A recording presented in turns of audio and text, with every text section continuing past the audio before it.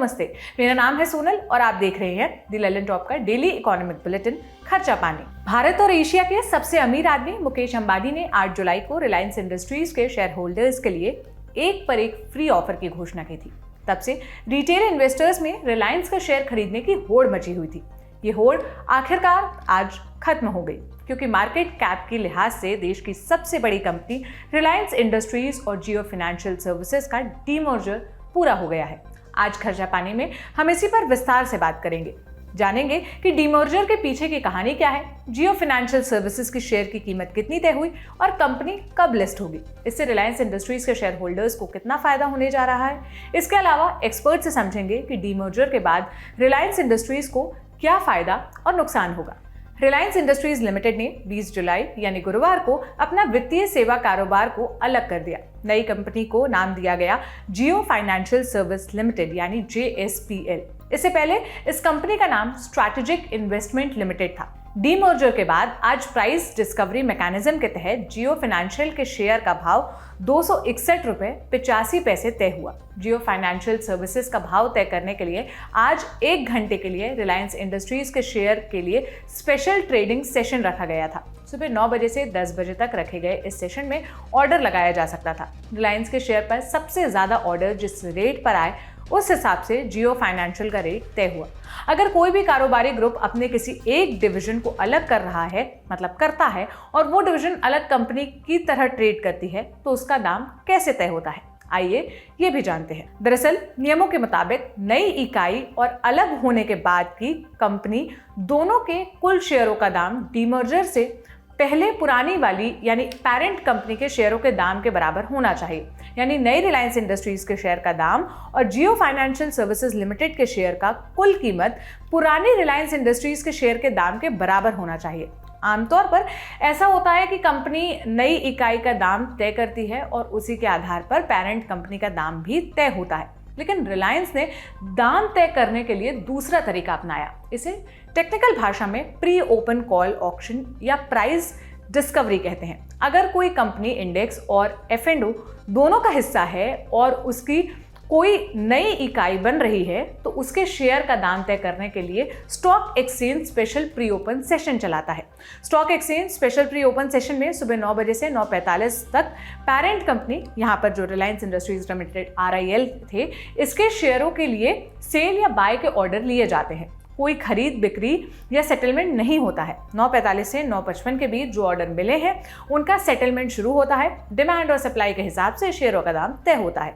9:55 से 10 बजे तक बफर पीरियड होता है। इस दौरान ट्रेडिंग प्री ओपन से लेकर सामान्य ट्रेडिंग में शिफ्ट होती है। उसके बाद अन्य सामान्य दिनों की तरह शेयरों में ट्रेडिंग होती है। इसी तरह आज JFSL के शेयरों का भी दाम निकाला गया।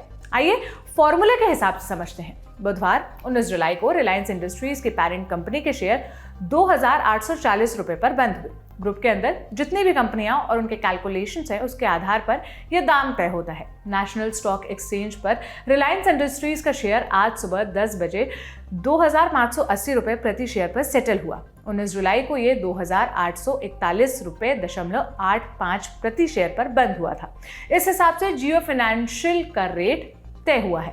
अब जानते हैं कि जियो फाइनेंशियल का शेयर लिस्ट कब होगा। जियो फाइनेंशियल को आज प्रमुख इंडेक्स में शामिल किया गया है। निवेशक अभी JSFSL में ट्रेडिंग नहीं कर सकेंगे। पहले बाजार में आधिकारिक तौर पर जियो की लिस्टिंग होगी, उसके बाद ही इसमें ट्रेडिंग कर सकेंगे।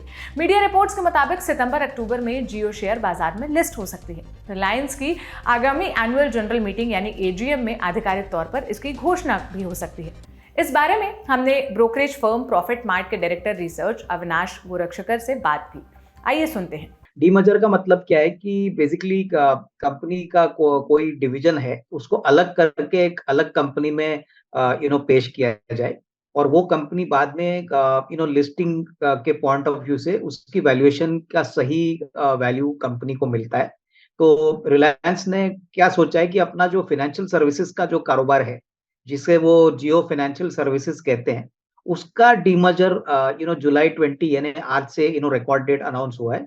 इससे क्या होगा कि जो फाइनेंशियल सर्विसेज का धंधा जो रिलायंस में था और जिसको वैल्यूएशन सेपरेटली नहीं मिल रहा था, अभी आने वाले 1-2 महीनों में इसकी लिस्टिंग होगी, इसकी वैल्यूएशन आपको सेपरेटली मिलेगी और जो निवेशक इसमें सेपरेटली इन्वेस्ट करना चाहते हैं या जो एफआईज इसमें सेपरेटली पैसा लगाना चाहते हैं, इनको मौका मिलेगा क्योंकि रिलायंस एक बहुत बड़ा कॉर्पोरेट है, इनके पास ऑयल एंड गैस है, रिटेल है, टेलीकॉम बिजनेस है और भी अलग धंधे हैं।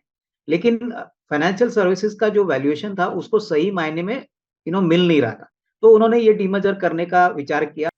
एक बार रिलायंस कोई भी बिजनेस में उतरता है तब वो एंश्योर करता है कि वहां पे वो मार्केट लीडरशिप हासिल करे और बहुत अच्छी तरह से एग्रेसिवली उस इंडस्ट्री को डिस्टर्ब करे। हमने देखा कि टेलीकॉम बिजनेस में जब रिलायंस इंडस्ट्रीज उतरा तभी उन्होंने सारे कंपनीज को अंडरकट किया, मार्केट शेयर कमाया। डेफिनेटली मार्केट में काफी बड़ी हलचल है कि ये कंपनी फाइनेंशियल सर्विसेज में जब उतरेगी तभी बहुत तरीके से कस्टमर्स को ये सुविधाएं और भी सस्ते में प्रोवाइड करेगी और जो एग्जिस्टिंग कस्टमर कंपनियां हैं जैसे कि बजाज फाइनेंस हो गया, पूनावाला फाइनेंस हो गया, सरकारी बैंक्स हो गए, इनके लिए डेफिनेटली आने वाले दिनों में कंपटीशन बढ़ने की बहुत बड़ी संभावना है। आप समझते हैं कि डीमर्जर से रिलायंस इंडस्ट्रीज के शेयर होल्डर्स को कितना फायदा होने जा रहा है। 19 जुलाई को कारोबारी दिन के अंत में जिन जिन शेयर होल्डर्स के पास रिलायंस इंडस्ट्रीज के शेयर्स थे उन्हें 1:1 के रेशियो में जियो फाइनेंशियल सर्विसेज के शेयर मिलेंगे। उदाहरण के लिए यदि आपके पास रिलायंस इंडस्ट्रीज लिमिटेड के 100 शेयर हैं तो आपको JFSL के 100 शेयर दिए जाएंगे।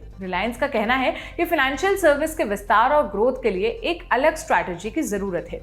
जियो फाइनेंशियल का प्लान कंज्यूमर और मर्चेंट लैंडिंग बिजनेस शुरू करने का है। पिछले साल मुकेश अंबानी ने जियो फाइनेंशियल को एक अलग यूनिट बनाने का ऐलान किया। उन्होंने इस बात की घोषणा करते हुए कहा कि जियो फाइनेंशियल टेक्नोलॉजी बेस्ड बिजनेस होगा जो देश भर डिजिटल तरीके से फाइनेंशियल प्रोडक्ट ऑफर करेगा। वहीं ग्लोबल फाइनेंशियल सर्विसेज के दिग्गज कंपनी मैक्वेरी ने पिछले साल अपनी रिपोर्ट में रिलायंस के फाइनेंशियल सर्विस बिजनेस को मार्केट ग्रोथ के मामले में पेटीएम और अन्य फिनटेक कंपनियों के लिए एक बड़ा खतरा बताया था। हालांकि रिलायंस की प्रस्तावित एजीएम में रिलायंस इंडस्ट्रीज के चेयरमैन मुकेश अंबानी इस बारे में ज्यादा बता सकते हैं। इसमें Reliance industrial investment and holdings, Reliance payment solutions, Jio payments bank, Reliance retail finance, Jio information aggregator service और रिलायंस रिटेल इंश्योरेंस ब्रोकिंग भी शामिल है। डीमर्जर के बाद रिलायंस इंडस्ट्रीज पर क्या असर होगा? 19 जून 2005 को जब रिलायंस ने 4 कंपनियों को अलग किया था तो 2006 में उसके शेयरों की कीमत में करीब 38% तेजी आई थी। अब इस बारे में हमने एक्सपर्ट से बात की, आइए सुनते हैं। डीमर्जर का एक रेशियो आया है, आपको एक रिलायंस शेयर के एक्सचेंज में आपको एक जियो फाइनेंशियल सर्विसेज का शेयर मिलता है। उसका मतलब जो एग्जिस्टिंग रिलायंस के शेयर होल्डर्स है उनको मुफ्त में रिलायंस जियो फाइनेंशियल सर्विसेज का शेयर मिलेगा। तो डेफिनेटली इससे क्या बातें होगी, इससे एक तो क्या है कि इन शेयर होल्डर्स का फायदा होगा क्योंकि उनको वैल्यू अनलॉकिंग के लिए नई कंपनी में शेयर मिलेंगे। दूसरा, ये शेयर जब लिस्ट होगा तभी इस कंपनी का जो इक्विटी कैपिटल है यानी जो कैपिटल रिलायंस ने इसमें डाला है वो करीबन 1.5 लाख करोड़ है। अभी 1.5 लाख करोड़ का मार्केट कैप से ये शुरुआत करेगी। आज जो भाव एडजस्टमेंट हो चुका है रिलायंस का, उसमें ये देखा गया है कि ये जियो फाइनेंशियल सर्विसेज का शेयर का भाव करीबन 250-260 रुपया निकला है। तो कहने का मतलब क्या है कि आपको पहले दिन से ही 250-260 रुपए का वैल्यू तो मिलेगा ही। इसके बाद अभी ये शेयर निफ्टी में इंक्लूड होने वाला है, बाकी और इंडेक्सेस में इंक्लूड होने वाला है, जिससे क्या होगा कि बड़े निवेशक जैसे कि एफआईआईज है, म्यूचुअल फंड्स है और जो ग्लोबल फंड्स है वो नॉर्मली ऐसे कंपनीज में पैसा लगाते हैं जो काफी इंडेक्सेस में इंक्लूड किए जाते हैं। तो डेफिनेटली इसका मतलब क्या है कि आने वाले दिनों में जब ये लिस्टिंग होगी करीबन 1-2 महीनों के बाद, तभी बहुत सारा value unlocking not only Reliance के शेयर होल्डर्स के लिए होगा बट रिलायंस इंडस्ट्रीज के लिए भी होगा क्योंकि रिलायंस की हिस्सेदारी भी इसमें डेफिनेटली रहेगी। तो मोटा मोटी सबको फायदा होना चाहिए और फाइनेंशियल सर्विसेज एक बहुत बड़ा बिजनेस माना जाता है इंडिया में। जियो फाइनेंशियल सर्विसेज का सबसे बड़ा फायदा है कि 48 करोड़ जियो के ऑलरेडी कंपनी के पास कस्टमर है। वो पहले तो ये 48 करोड़ कस्टमर्स के पास जाएंगे, अपना कारोबार सर्विसेज प्रोवाइड करेंगे। तो ये था आज का खर्चा पानी। ये बुलेटिन लिखा था मेरे साथी प्रदीप यादव ने। मेरा नाम है सोनल। आपको ये बुलेटिन कैसा लगा आप हमें कमेंट बॉक्स में बता सकते हैं। अगले एपिसोड तक अपना खूब ख्याल रखें। शुक्रिया।